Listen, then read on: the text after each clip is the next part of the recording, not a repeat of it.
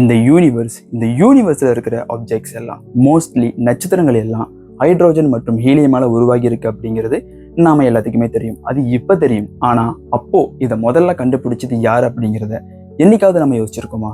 ஒருவேளை கலீலியோ இருக்குமோ, இல்லை நியூட்டன், ஆல்பர்ட் ஐன்ஸ்டைன், டார்வின், இன்னும் இந்த மாதிரி ஃபேமஸான சயின்டிஸ்ட் பேரெல்லாம் சொல்லிக்கிட்டே போகலாம். பட் இவங்க யாருமே கிடையாது அப்படிங்கிறது தான் உண்மை. அப்போ யார்? முழுசா பார்க்கலாமா? Welcome to the Lokah channel.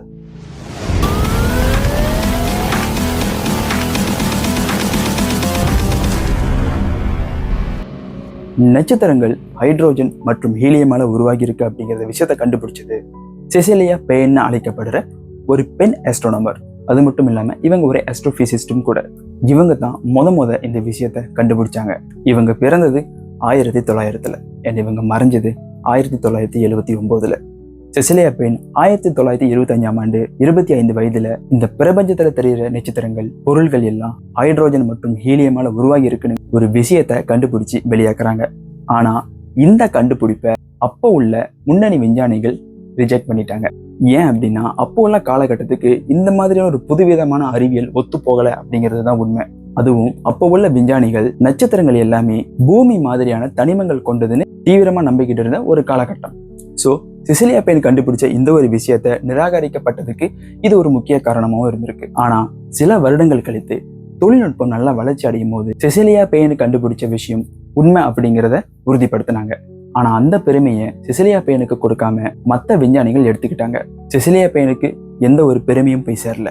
அது மட்டும் இல்லாம செசிலியா பெயின் ஒரு பெண் அப்படிங்கிறதுனால அவங்க படிச்ச கேம்பிரிட்ஜில் பட்டமும் கொடுக்கல. கேம்பிரிட்ஜில் 1869 பெண்களுக்கு பட்டங்கள் கொடுக்கக்கூடாது அப்படின்னு ஒரு விஷயத்த தீவிரமா சொல்லி ஆரம்பிச்சுட்டாங்க. கேம்பிரிட்ஜில் பெண்கள் எவ்வளவு படிக்கலாம், ஆனா பட்டம் மட்டும் பெறக்கூடாது. ஸோ 1948 வரைக்கும் கேம்பிரிட்ஜில் படித்த எந்த ஒரு பெண்களுக்குமே பட்டமும் கொடுக்கல. என்ன காரணத்துக்காக இப்படி ஒரு விஷயத்த உருவாக்கியிருக்காங்க அப்படின்னா, பெண்கள் ஆண்களுக்கு சமமா என்னைக்குமே இருந்துடக்கூடாதுங்கிற ஒரே காரணத்துக்காக இப்படி ஒரு சட்டத்தை 1869 உருவாக்கி வச்சிருக்காங்க. ஸோ செசிலியா பெயின் படிக்கிற காலகட்டமும் அந்த 1948 தான். ஸோ அதனால அவங்களுக்கும் பட்டம் கொடுக்கறதுக்கு மறுக்கப்பட்டது. ஆனா செசிலியா பெயின் இதை பத்தி கொஞ்சம் கூட கவலைப்படாம அடுத்த கட்டத்தை நோக்கி போய்கிட்டே இருக்காங்க. செசிலியா பெயின் கேம்பிரிட்ஜில் படிக்கும் போது ஆஸ்ட்ரோனாமிக்கல் சொசைட்டிக்கு தேர்ந்தெடுக்கப்பட்டிருந்தாங்க. இவங்க கண்டுபிடிச்ச இந்த பிரபஞ்சத்தோட அண்ட அமைப்பு, நட்சத்திரங்களுடைய தன்மை அடுத்து வந்த ஆஸ்ட்ரோபிசிஸ்டுக்கு எல்லாத்துக்குமே மிகப்பெரிய அடித்தளமா அமைஞ்சிருந்துச்சு. அப்புறம் அமெரிக்கன் வானியல் கழகத்தின் ஜே கேனன் அவார்டை வின் பண்ண முதல் பெண்மணியாவும் ஆனாங்க. இவங்களுடைய வெற்றி, இவங்க கண்டுபிடிச்ச விஷயம் எல்லாமே இவங்களை பார்த்து நிறைய பெண் வானியலாளர்களுக்கு கதவை திறந்தது அப்படிங்கிறது தான் உண்மை. மேலும் 1956 ஹார்வர்ட் யூனிவர்சிட்டியில முதல் பெண் ப்ரொஃபசர் மற்றும் டிபார்ட்மெண்ட் சேராவும் நியமிக்கப்பட்டிருந்தாங்க. இந்த செசிலியா பெயினை பத்தி யாருக்குமே ரொம்ப தெரிஞ்சிருக்காது அப்படிங்கிறது தான் உண்மை.